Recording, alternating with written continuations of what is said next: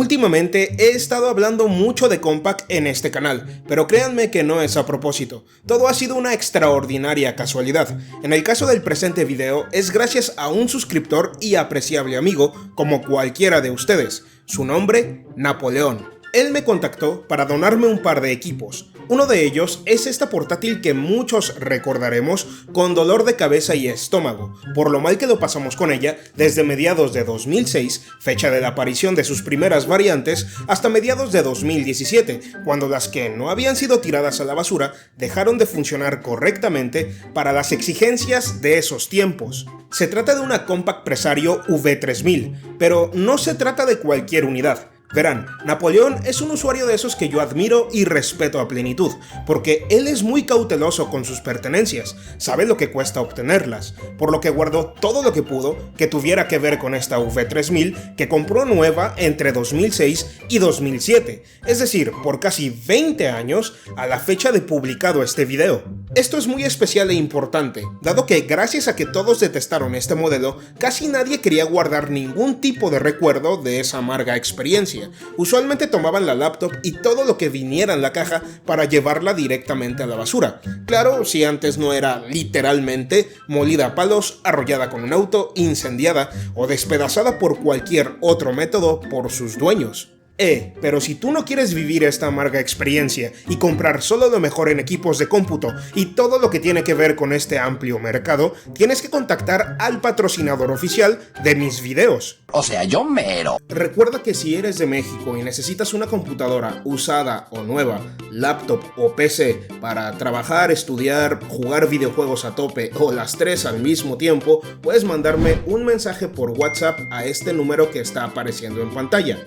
Desgraciadamente he tenido que cancelar las ventas a otros países dado que el costo de envío arruina el buen costo de las computadoras que yo les ofrezco. Esto hace que al final ninguna venta se pueda concretar. De igual manera, si eres de México y tu computadora necesita algún tipo de reparación, puedes mandarme otro mensaje aquí por WhatsApp explicándome qué es lo que tiene, y así sabremos si podemos solucionarlo de forma remota o en su caso tendrás que enviarme a mí el equipo para repararlo y eventualmente regresarlo a tu hogar. Recuerden que este número es exclusivo para mensajes por WhatsApp en relación a ventas o soporte técnico, no recibe llamadas o videollamadas. Sin más por el momento, continuemos con el video. Napoleón me entregó una caja original junto con el equipo. Dentro de esta se encuentra un cable RJ11 totalmente nuevo, ese que nos conectaba a internet en la antigüedad a través del teléfono y un módem enorme.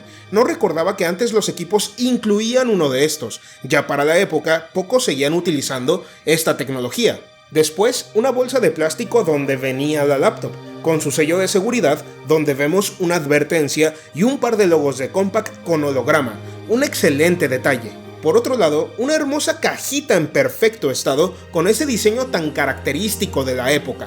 Dentro de esta se encuentra toda la documentación de este modelo. Entre ellas se incluye un aviso de que los discos compactos para restaurar el sistema operativo original ya no se incluyen, que ahora la forma de hacerlo es directamente desde la función de recovery del equipo que se encuentra instalada en una partición del disco duro.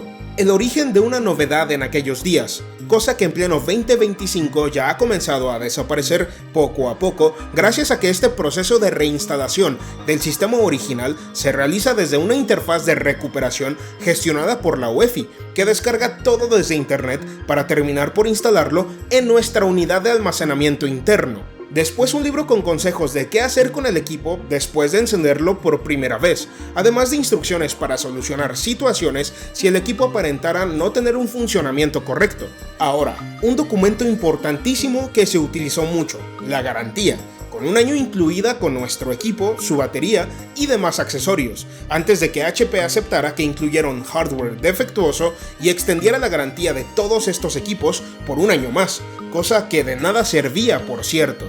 Siempre me pregunté a dónde se llevaban estas computadoras cuando fallaban inminentemente, y para mi sorpresa me encontré con una dirección en la ciudad donde vivo. Se trata de la calle Montemorelos 299 en el fraccionamiento Loma Bonita en Guadalajara, Jalisco, México. Al visitar el lugar con Google Maps, veo que es una especie de complejo de oficinas alquilado actualmente por una empresa que cuenta con varias agencias de vehículos nuevos en México. Pero al viajar a 2022, vemos los logos de HP en la entrada y en el edificio del fondo, así que seguramente esta era la matriz de la empresa en esta ciudad. De hecho, si nos vamos a 2009, vemos el antiguo logo de esta compañía, aún con su viejo eslogan Invent. Hoy en día se encuentran a muchos kilómetros de sus viejas instalaciones, en la periferia de la ciudad, edificio al que supongo que jamás seré invitado. Por otro lado, también se incluye un folleto a color con los números telefónicos a dónde llamar cuando el equipo falle o queramos que nos vendan una batería a sobreprecio solo por llevar la marca HP en su etiqueta. Pero aquí lo que importa es el valor histórico que esto tiene. Estos documentos ya no se encuentran físicamente en casi ningún lugar. Encarta fue una enciclopedia offline que existió por muchos años, antes de que Wikipedia arrasara con ella. Esta, la 2006, fue una de las últimas versiones que se publicaron. Lo mejor lo he dejado para el final. Este folleto de primeros pasos que toda computadora incluye, incluso a día de hoy, de hecho es de lo poco que viene dentro de una caja de un equipo nuevo en estos tiempos. Entonces, ¿por qué es tan especial? Más allá de esa gráfica donde podemos ver cómo es que era la caja original de una laptop compact en aquellos tiempos, y que la caja que tenemos es la que aloja la documentación y los accesorios como el cargador y la batería, bueno, es que al desdoblarlo completamente y voltearlo, me doy cuenta que al mismo tiempo se trata de un póster del equipo. Digo, no creo que alguien en su sano juicio colgaría esto en su habitación. ¿Quién quisiera presumir su laptop de esta manera? Pero a día de hoy, esto tiene un valor enorme para cualquier coleccionista, dado que dudo que existan muchos de estos en pleno 2025 en este estado, más aún cuando Compaq desapareció del mercado de portátiles en 2013. Supongo que todos los productos de HP y Compaq de esta época incluían un póster de estos, así que si tú aún conservas la caja de una laptop o PC de aquellos tiempos, házmelo saber en los comentarios, sube una foto a Twitter y mencióname, sería genial verlos. La computadora se encuentra en perfecta condición, de hecho, dado que no solían durar mucho tiempo funcionando, la mayoría se encontraban en este estado. El equipo cuenta con un receptor en la parte frontal, esto porque toda computadora de HP era compatible con un control remoto multimedia para poder ver videos, una película o escuchar música a distancia, accesorio que se vendía por separado o venía incluido en la versión más premium de cada modelo de laptop HP, como la DV9000 por ejemplo. Los puertos son los más populares de aquellos tiempos, un quemador y reproductor de DVD y CD, varios USB 2.0, VGA, Firewire, tarjeta SD, Super Video, entre otros. Una modificación que muchos usuarios de estos equipos hacían cuando la garantía se terminaba y HP ya no les iba a dar una tarjeta madre nueva cada 3 meses, porque no importa cuántas veces la cambiaras, el error era irreparable, era abrir las perforaciones selladas que tenían las tomas de aire del ventilador. Napoleón lo hizo. Jamás entendí por qué solo tenía menos de un cuarto de estas abiertas, sabiendo que eran equipos defectuosos que se calentaban hasta el punto de quemar la piel de las personas si se los ponían en sus piernas desnudas. Abrirlas un tremendo golpe de nostalgia. Digo, desde la tapa con ese diseño brillante y ese antiguo logo de Compaq que volvemos a ver ambos al levantar la pantalla, sin mencionar ese touchpad con esa textura tan suave, incluyendo sus botones, una barra touch de volumen en la parte superior, un detalle adelantadísimo para su época que marcó tendencia para modelos posteriores de Dell y más recientemente de Apple, un teclado que era extremadamente cómodo y bien distribuido, y claro, las calcomanías. Una de Windows XP versión Windows Vista Capable, el procesador AMD Sempron y ese antiguo logo de Nvidia que nos decía que todo lo que viéramos en pantalla era procesado por su tecnología, el aviso de un terrible acontecimiento. Obviamente al conectarla y encenderla, todos los hermosos LEDs azules se muestran, pero en pantalla nada apareció, para la sorpresa de absolutamente nadie. Y ya sé, muchos me podrían decir que es la RAM, que es la pantalla, que es el BIOS, que es tal o tal o tal o tal. No, la verdad es que es el chip gráfico, punto. Jamás se ha arreglado un equipo de estos sin intervenir tal componente. Y hablando del BIOS, sinceramente no recordaba que en esta generación venía dentro de un chip tipo TSOP, como las Xbox de primera generación. Qué dolor de bolas debió haber sido reprogramar una de estas en la época, más cuando HP nos dijo que debíamos actualizarlo para mejorar el rendimiento del ventilador y así no tener problemas de sobrecalentamiento. En primera, eso es una gran mentira, ya que no mejoraba para mucho el rendimiento del ventilador. Además, ese ni siquiera era el problema. En segunda, si corrompías el BIOS en el proceso, encontrar a alguien que lo reparara hubiese sido casi que imposible para la época, gracias al tipo de chip. De hecho, encontrar a alguien que reprogramara un BIOS normal en Hispanoamérica era casi imposible en esos días. Y si lo encontrabas, te cobraría por lo menos la mitad del costo del equipo. ¡Qué buenos tiempos para hacer dinero! En fin, vamos directamente al punto para hacer que este equipo mande señal a la pantalla de nuevo, es decir, ese chip gráfico de Nvidia. Por lo que me dijo Napoleón, esto ya le había pasado, y a quien no, y lo reparó aplicando aire caliente con una pistola de calor y de forma breve, lo que no lo solucionó por mucho tiempo. Afortunadamente esto significa que estamos frente a un chip suficientemente sano para aplicar más calor. De hecho, su color es bueno, no es de un verde cafezoso, lo que significa que no ha sido calentado excesivamente. A decir verdad, esta reparación, entre millones de comillas, que consiste en aplicar calor al chip, no sirve para nada a largo plazo, porque es un defecto de fabricación que nada lo resuelve permanentemente, ni siquiera el famoso revaling, eso todos lo sabemos. Esto durará solo por un tiempo indefinido, así que este reflow es solo con fines de creación de contenido nostálgico. Yo no le invertiría un solo centavo a una computadora con esta plataforma, mucho menos compraría una por más barata que esté, dado, y lo digo porque sigue habiendo gente sin ningún tipo de escrúpulos que ofrece estos despropósitos en las páginas de ventas más famosas. Sí, en pleno 2025 hay gente que sigue cayendo en esta estafa. Así que después de llenar de flux las bolitas de soldadura que hay bajo el chip, apliqué aire caliente a 240 grados Celsius de manera constante y bien distribuida por minuto y medio. En realidad el flux sirve para mantener las bolitas que unen al chip con la placa en su lugar y realizar un trabajo profesional, porque el problema se encuentra en las bolitas que unen al encapsulado con la base del chip, esas que jamás vamos a ver. Por eso, y por el tema de la pésima ingeniería de distribución de energía aplicada a estas generaciones de Nvidia, sin mencionar la ley que prohibía el uso de soldadura de plomo puro en electrónicos, que fue aplicada a mediados de 2006, es que solo prolongaré la agonía de este equipo desahuciado desde su nacimiento.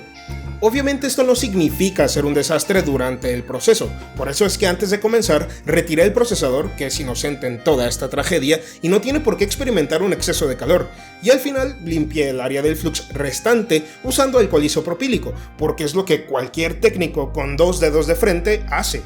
No tuve que añadir pasta térmica porque al procesador se lo habían cambiado recientemente, y en el caso del chip, este se disipa con almohadilla térmica, y al parecer el anterior dueño también se lo había cambiado recientemente, y a mi juicio ambas se ven de muy buena calidad.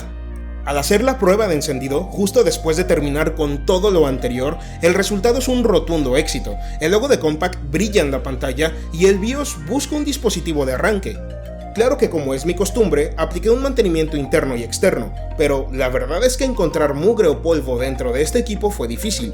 Estaba sumamente limpio, una prueba más de lo cuidadoso que fueron con él. Nada de mugre en los respiradores de la carcasa, tampoco dentro del disipador, menos en las aspas del ventilador o en las bocinas, y mucho menos en el teclado, donde usualmente se alojan todas las morusas de alguien que come frente a su computadora o que tiene hábitos asquerosos o hasta perturbadores. De hecho, la mejor forma de saber si un equipo antiguo ha sido cuidado es si no encontramos nada de mugre, cabello, tierra, caspa o polvo en la parte trasera del teclado, que es donde se guarda todo lo que pueda caer desde arriba, y lo podemos notar gracias a la transparencia de su protección plástica. Una maniobra obligatoria para cualquier equipo con este problema que ha caído en mis manos justo después de haberla sacado de ese coma gráfico es potenciar su ventilador al 100%. Esto se hace conectando el cable de voltaje del ventilador a un punto seguro de 5 voltios en la placa, por ejemplo la pista de voltaje de un puerto USB. pero siempre y cuando burlemos al potenciómetro junto al puerto es suficiente. En este caso ni siquiera habrá que extender el cable para conectarse a tal punto, ya que se encuentra justo al lado del puerto. Se trata de un capacitor cerámico que alimenta a este antes del potenciómetro, así que solamente tengo que identificar cuál es el polo positivo y conectar el cable rojo ahí, para que al encender el equipo de nuevo, el ventilador esté funcionando a su máxima capacidad. Sí, con más ruido, y sí, con más consumo para la batería, cosa que se le advertía al cliente cuando estos equipos eran comerciales, pero hoy en día no es algo que realmente importe. Pero la verdad es que este método sigue funcionando perfectamente para mitigar el sobrecalentamiento de cualquier equipo. Sinceramente, al hacer esto con cualquier unidad con esta terrible plataforma, la temperatura bajará tanto que parecerá que por dentro lleva tecnología Intel. Desgraciadamente, el tener bajas temperaturas con esta combinación de componentes no soluciona el problema en lo absoluto, solo, como ya lo dije, extiende su agonía. Una vez que limpié todo el resto de piezas y ensamblé la computadora, encendí el equipo y entré al BIOS, un sistema súper normal, típico y básico. Sin embargo, lo más interesante es que podemos elegir cuánta memoria de video utiliza el chip gráfico, desde 32, 64 hasta 128 megas. Esto porque estos componentes no tenían memoria dedicada. Si se dan cuenta, no hay módulos soldados a la placa al lado del chip, como es lo usual. Esto significa que esta memoria es extraída desde la memoria RAM. Es por eso que podemos elegir cuánta memoria vamos a usar, dependiendo de la cantidad de RAM instalada en el equipo. Es por eso que era tan difícil hacer trabajar a Windows Vista en aquel momento, a pesar de que literalmente hay una pegatina sobre el equipo que dice que puede correrlo, ya que estos equipos venían con 512 megas de memoria RAM, máximo 1 GB, por lo que si de por sí ese sistema sobrecargaba el CPU y la RAM, ahora necesitábamos más RAM, nada barata en ese entonces, si queríamos disfrutar de un rendimiento normal en los aspectos visuales tan hermosos de Vista y en la reproducción multimedia, siendo que Windows XP hacía todo esto y más con 512 megas de memoria RAM, o incluso menos. Sin mencionar que, en el caso de estos chips defectuosos, los efectos aero de Vista, es decir, esas animaciones y transparencias, exigían muchísimo más a los mismos, acortando su de por sí corta vida útil. Es por ello que existieron casos donde la placa fallaba cada 3 meses. Creo que este es uno de los mejores ejemplos del por qué Windows Vista es conocido por ser el peor sistema operativo de Microsoft y creo que de la historia. No por nada, es un periodo muy oscuro para la computación. Imagínate tener el rendimiento de Windows Vista, el tope de gama de los sistemas operativos de Microsoft en ese momento, toda una novedad, en una laptop nueva que te costó un buen dinero, pero con un chip gráfico defectuoso. ¡Qué horror! Esta unidad tiene 2 GB de memoria RAM, ya que el dueño original la actualizó teniendo 512 megas de fábrica. Él me contó que lo necesitó cuando Windows 7 salió al público. Jamás se le pasó por la mente probar Vista, ya que Windows XP realizó un muy buen trabajo por muchos años, con un hardware limitado para 2006, pero ilimitado para un sistema que salió en 2001, afortunadamente. Ahora, desde que HP compró a Compaq y la convirtió en su perra, lo digo porque siendo independiente fue el líder de ventas de todo el mercado de computadoras en algún momento y fue comprada para convertirse en la marca barata de HP. Los que tengan 30 años o más lo recordarán perfectamente. Entonces, sumen ese penoso puesto que en 2006 ya tenía Compaq, pero agréguenle el problema de los chips gráficos de Nvidia, sin mencionar que esta situación afectó a casi todos los modelos posteriores a este, pero con los chips gráficos ATI Radeon de AMD hasta 2012, y que tenemos la desaparición de Compaq del mercado en 2013. HP niega que esta acción fuera consecuencia de la mala reputación que se ganó a pulso desde que la compraron. Ellos dicen que fue por un tema de marketing, que ya querían concentrar todos sus esfuerzos en HP, pero después de perder $300 millones por el tema de los chips gráficos en todos sus modelos HP y Compaq, me cuesta mucho creerles. Además, esta marca de 2 letras jamás se ha destacado por su honestidad. Así que ahí lo tienen, la laptop que destruyó económicamente a su propia marca y derivó por desaparecerla del mercado tal y como la conocimos. Y me podrás decir, pero Julio, ese problema también afectó a modelos como la F500, la F700, la V6000, etc. Y sí, es cierto, pero sin duda la V3000 fue el equipo más popular que vendió mucho más por su tamaño y hermoso diseño, que contrasta mucho con esos modelos grandes, gordos y de colores opacos. Así que puedo concluir que es el que más afectó a la marca junto a la Compaq CQ40, CQ41 y CQ42. A mí nadie me lo contó, yo estuve ahí en primera fila para vivirlo.